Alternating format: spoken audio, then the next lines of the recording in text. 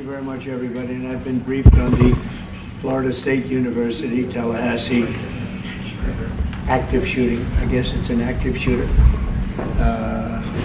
Fully briefed as to where we are right now. It's a shame. It's a horrible thing. Horrible that things like this take place. And we'll have more to say about it later. In the meantime, it's an honor to have the Prime Minister of Italy with us, Prime Minister Meloni, who's doing a fantastic job. I would say that she has taken Europe by storm and highly respected. Everybody loves her and respects her, and I can't say that about many people. And she's become a friend, and we really have a great relationship between Italy and ourselves. And we talked about trade, we talked about many, many things during our luncheon, and she'll be saying a few words, but she's a very special person, and it's nice to have you with us. Thank you very much.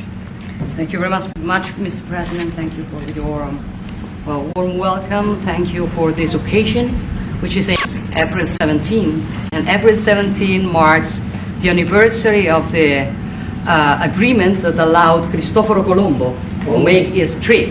And I say to remember how ancient are our ties, but also to remind that we both share another fight, which is the fight against the woke and ADI ideology that would like to erase our history. And as I know that we share lots of things on tackling illegal migration, on fighting against synthetic drugs. You know, Italy has been one of the nations that made a plan against fentanyl, for example. But we have been talking about many bilateral topics and things that we can do together, about defense, about economic, about economy, about space, about energy.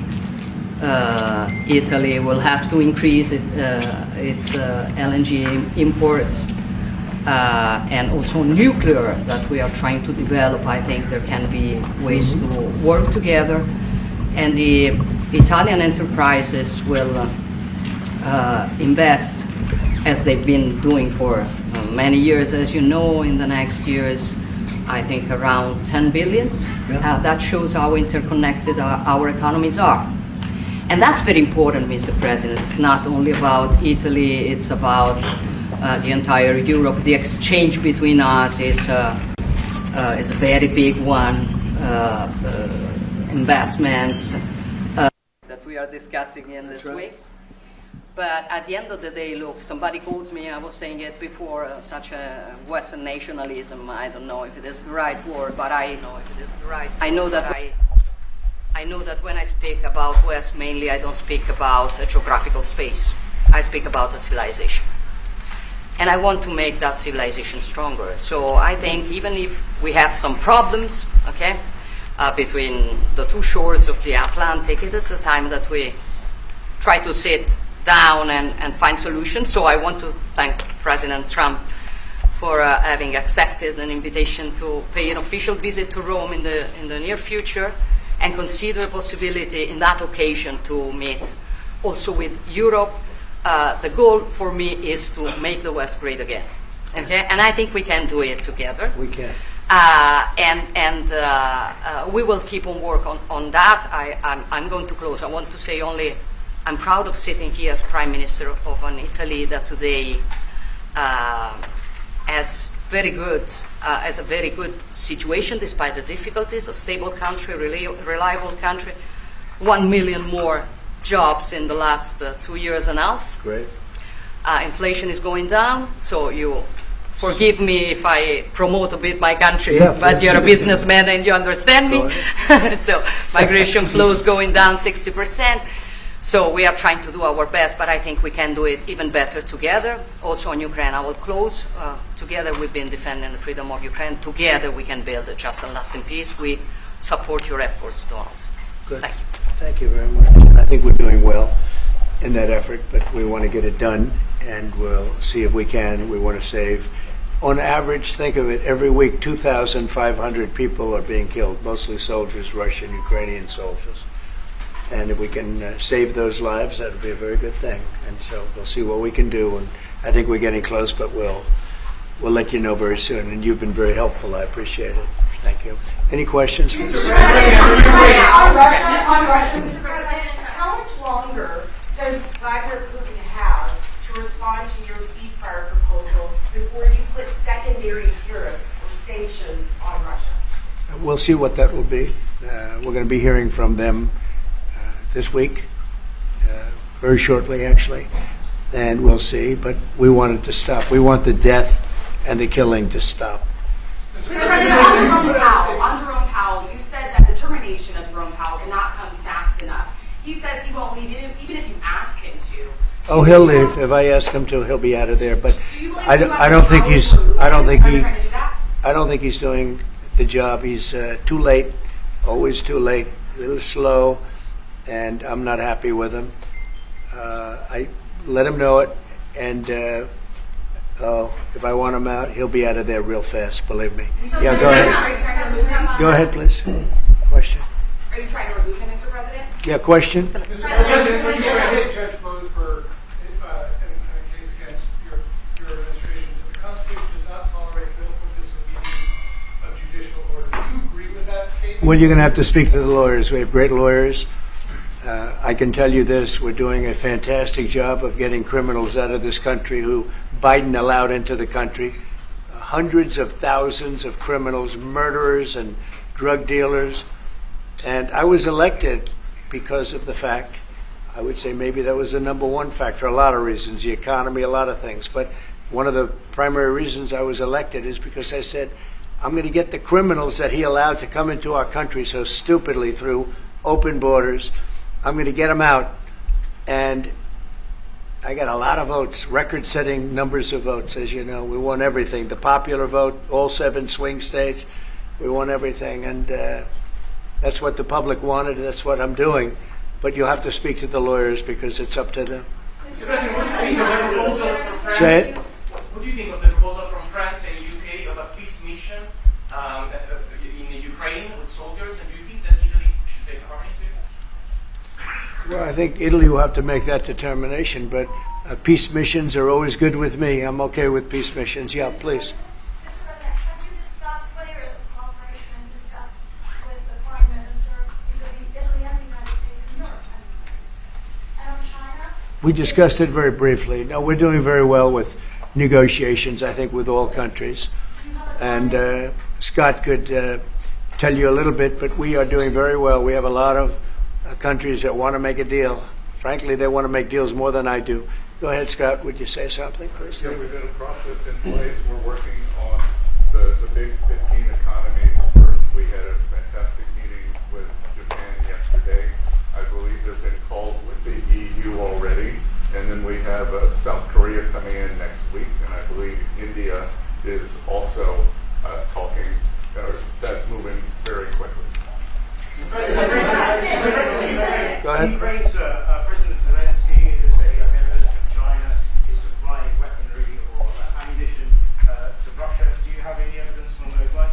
And also, he said we could see a minerals deal signed this week. Is that? Well, we have a minerals deal, which I guess is going to be signed on Thursday, Scott, next Thursday, soon. And I assume they're going to live up to the deal, so we'll see. But we have a deal on that. No, I have no comment on that. I have no idea. That's his statement, not mine. Mr. President, there were reports that you waved off the Israeli attack on Iranian nuclear facilities. Can you comment on that? Is that accurate? And they said the attack is what?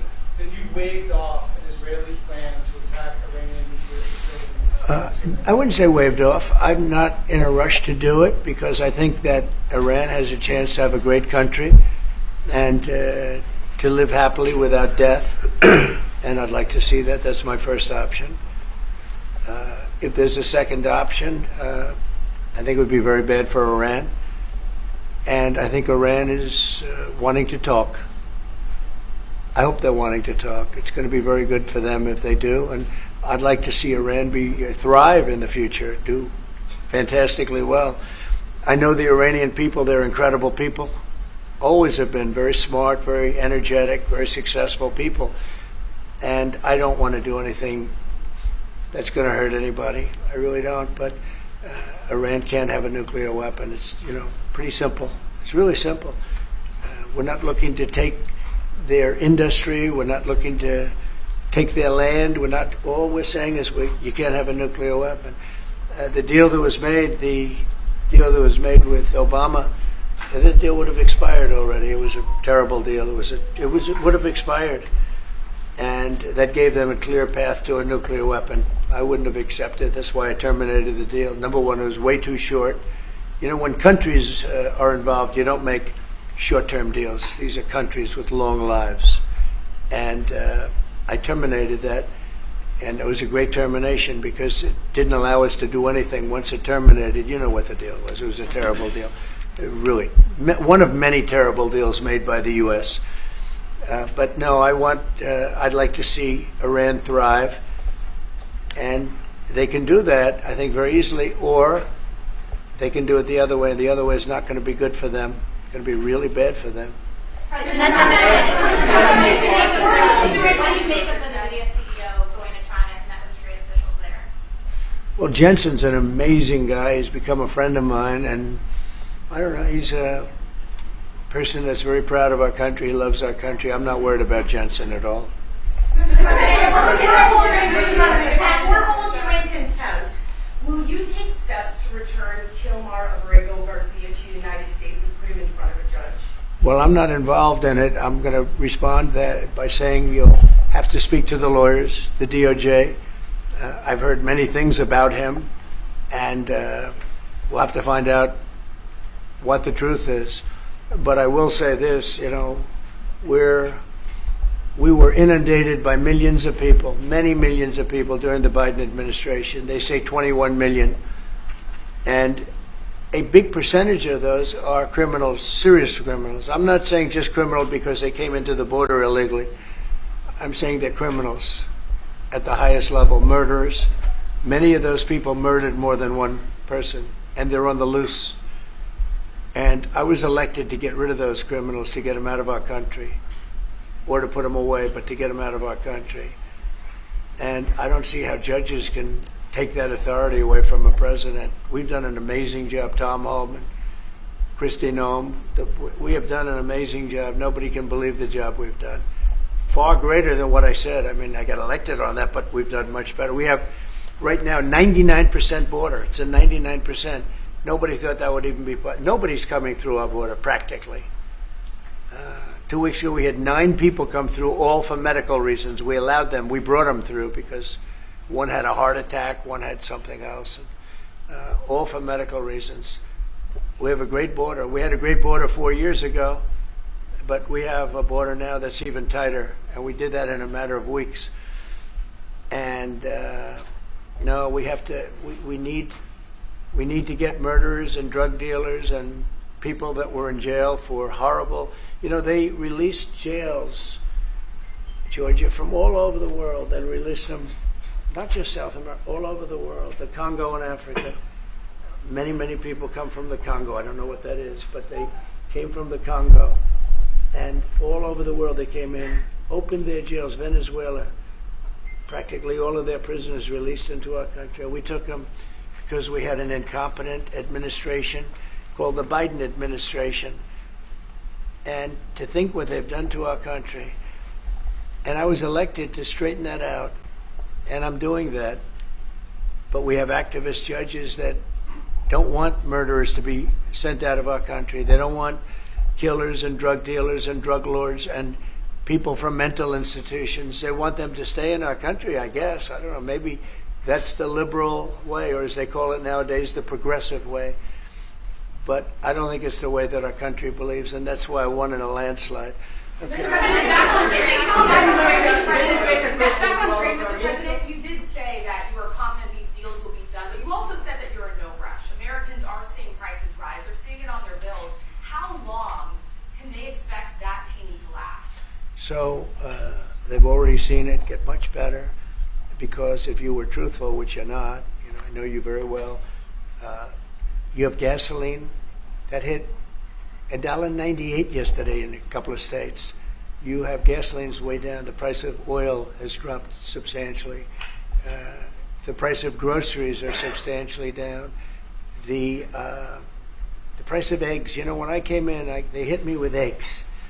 I just got there. I was here for 1 week and they started screaming at me, eggs have gone through the roof. I said, I just got here.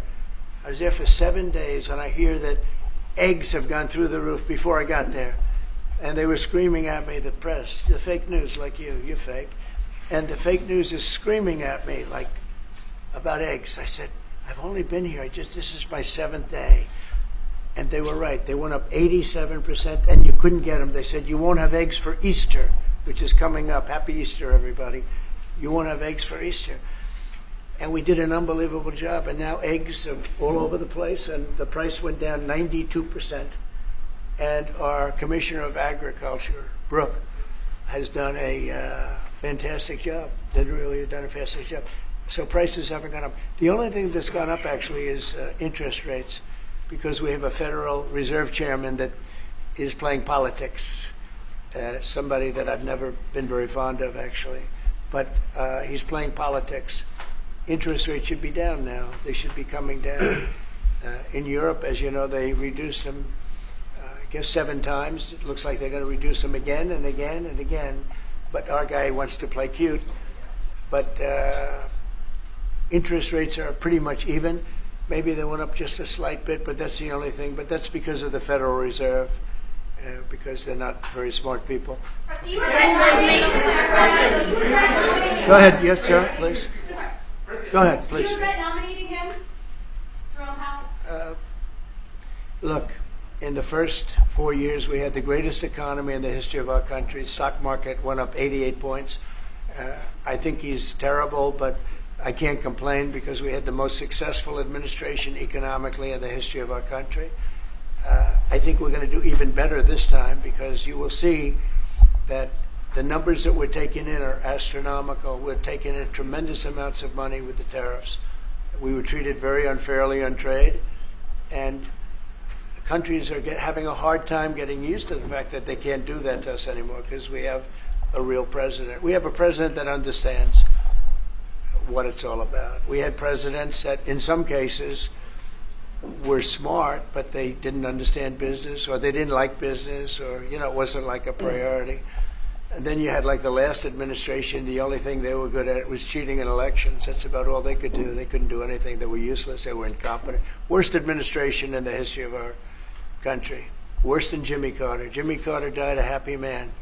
You know why? Because he wasn't the worst president. Joe Biden was. So I think you're going to see some fantastic numbers when this all happens. It's happening now. I mean, everybody wants to make a deal. And if they don't want to make a deal, we'll make the deal for them.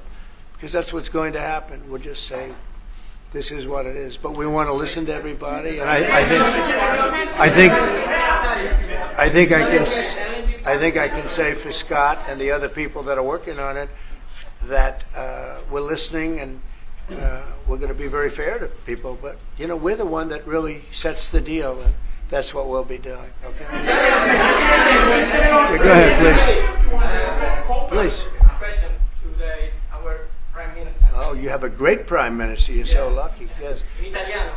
Yes, that's right. Ok. I'm not sure they do agree.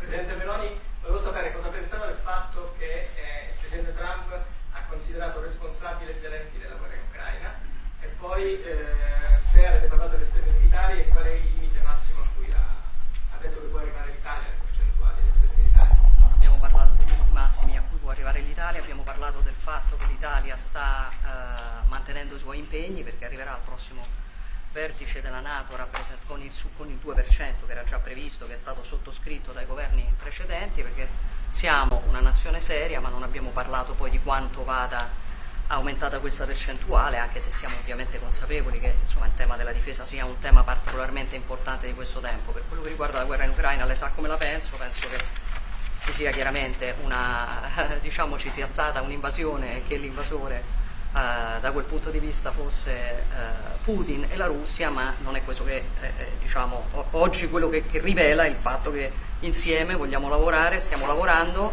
per cercare di arrivare in Ucraina a una pace che possa essere giusta e duratura. Penso che questi siano gli sforzi sui quali condividiamo il nostro lavoro, abbiamo condiviso anche oggi il nostro lavoro. That sounded that was so beautiful. What the hell what did she say, please? No, I mean, it sounded great. It was about... It was beautifully presented, but maybe I could hear what she said. Please, go ahead. Yeah, Go ahead. it was about asking. Guys, Hold it, hold it. Have some respect, please. Thank you. No, wait. I want to hear what she said. Go ahead. Yeah, Prime Minister Meloni was asked what she thinks about the fact that President Trump holds Zelensky responsible for the war in Ukraine. And Prime Minister Meloni answered, "Well, we have no, and also if you talked about the military spending, and the raising of the military spending, Yeah. and the first thing Prime Minister Meloni said is that no, actually, we didn't talk about the raise in military spending. Of course, Italy will keep its commitments with 2%, and then we will see, because we are absolutely aware of the fact that it is very important to Well, I will do defense that. is very Wait. important. I will It's do very that. important. They've been asking if we decided another percentage about the defense spendings, NATO, and I said NATO. yes, NATO, and I said that Italy is reaching the 2% as it was already decided. We didn't speak about a specific other Yeah. percentage, but we are aware of the fact that defense is important for the future, and we see what also the work that we are trying to do at the European level. And I don't hold Zelensky responsible, No. but I'm not exactly thrilled with the fact that that war started. That was a war that would have never started if I were president. You'd have millions of people living right now that are dead. You'd have cities that would be open and thriving, and they'd have their beautiful turrets. Those turrets are the most beautiful in the world, but they're not with us any longer. They're smashed to smithereens, laying on the ground in a million pieces, getting hit by rockets, bombs, and bullets. And so I'm not happy with him, and I'm not happy with anybody involved. I think it's a war. I know it's a war. It didn't happen for 4 years. It was never close to happening. It was never even a thought. And I spoke to President Putin about it a lot. It was the apple of his eye, but there's no way he would have ever gone in if I were president. Now I'm trying to get him to stop because, as you know, Russia's a lot bigger. It's a bigger military force.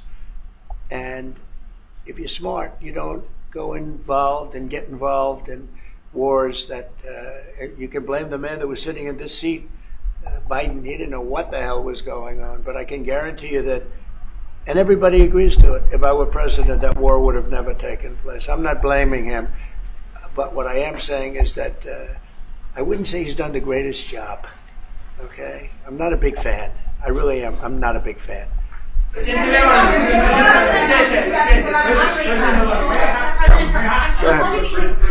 ahead. Go ahead. Presidente Meloni, avete discusso di Cina, della possibilità che l'Europa ponga dei dazi, diciamo, sulla Cina. Mr. President, are you sure about the definition of parasite of European? Could you say again that European parasite? It's never said. Could you say again that European. Have you said that Europeans are parasites? Yeah. Have you seen it? No, I haven't said. I don't He know. What didn't say it. I don't even know what you're talking about. Go ahead, please. Go ahead.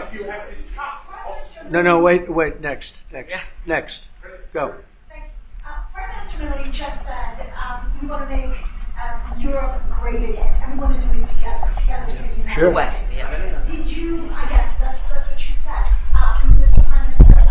How are you going to do that? And are you looking to do it to counter China, who is really trying to gather influence against the United States with the help of this joint?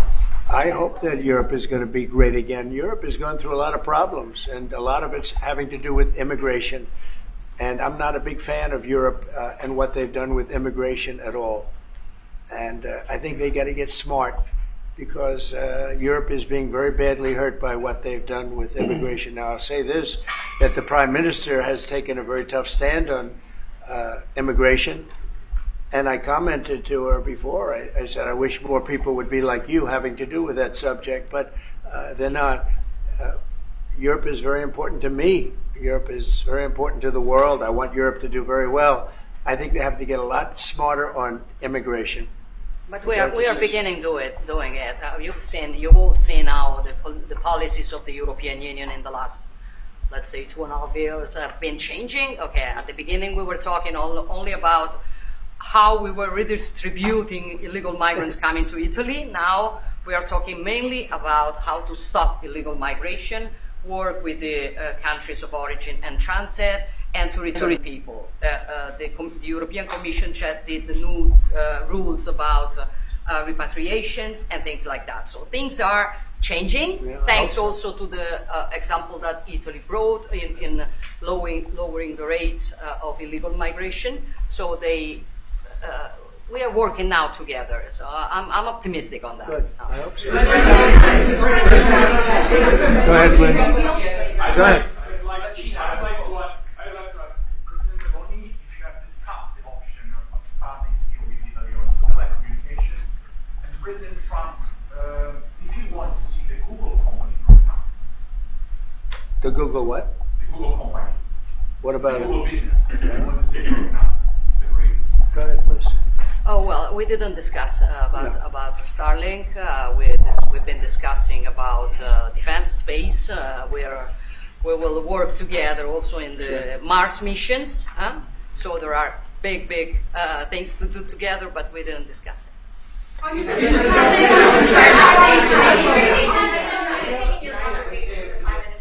Changed your mind potentially about tariffs and what you plan to do going forward? No. Is there anything the Prime Minister said to you that changed your perspective? No, tariffs are making us rich. We were losing a lot of money under Biden, trillions of dollars, trillions on trade.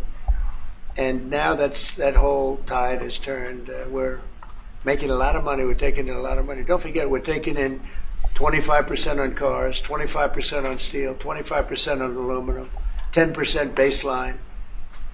We put penalties on China for sending us fentanyl. We put penalties on Mexico and Canada, 25% for allowing fentanyl and allowing the borders to be weak. Now we're taking in billions and billions of dollars while I sit here and talk to you. And we didn't take in anything before, other than the tariffs that I put on previous to Biden, which were the tariffs I put on China, where we took in, up until this point, probably $700 billion. They were Trump tariffs. He tried to weaken them. He did everything he could. You know, he got paid money by China, right? The family got paid money, he did. And so I don't know, maybe that was the reason, or maybe it wasn't, but he tried to weaken them, but he couldn't, because there was so much money that his budgets, you know, they couldn't stand not doing it. But I took in up till this point, my tariffs on China. Nobody ever took in 10 cents from China. No other president took in 10 cents. I took in more than $700 billion from China. So we're doing very well. I mean, our country's doing very well. They had a bad report today from one of the healthcare companies that had an impact on the stock market. But this isn't about that. This is really, we're building a base. We're building a country like no other. And again, I had the strongest economy in the history of our country by far, history of any country probably, but the history of our country in 4 years. And I think this has a chance to be much better. Can you just clarify on the mineral bill? Will that be signed here at the White House with Ukraine on Thursday? Will President Zelensky be coming here for that? I don't know exactly. I'm going to leave that to Scott. What do you think? Where would it be signed and when? Yeah, we're still working on the details. We're shooting for around April 26th. Is there any more detail that you could tell us about what's in that deal and how it came together? It's substantially what we'd agreed on previously. When the president was here, we had a memorandum of understanding. We went straight to the big deal, and I think it's an 80-page agreement, and that's what will be signed. President Trump, on rate cuts, can you clarify on rate cuts? Do you intend to see Powell's firing if he doesn't change his stance on rate cuts? Or is that on the table? Or is it Well, I think he should do the rate cuts, because I think if Europe has done it. It puts us at a disadvantage to Europe. I mean, he plays right into their hands. So I think he should do the rate cuts. We don't have really inflation now. I just said the major things are going down. Oil is great. Oil is way ahead of schedule, and that's because of our policies. But oil is down into the $60, $65 range now per barrel. And I told you, in certain states we have less than $2 for gasoline. And food is down. Groceries, as we call it, are down. Other than interest rates, everything's down. Interest rates are pretty flat. It's not that they're up, but we should be better than flat. We should, if he would lower the interest rate, I think it would have a good impact on that too. But the costs are down.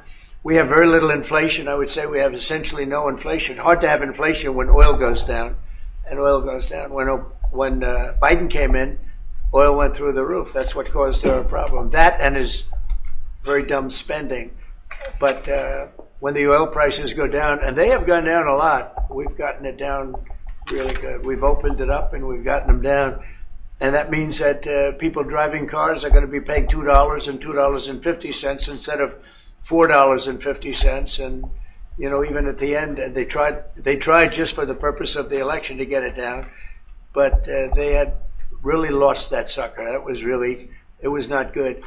But if they had won, oil right now would be at $7 or $8 because of their policy. And we're going to be at about $2. Could be even a little bit less than that. And you're starting to see it.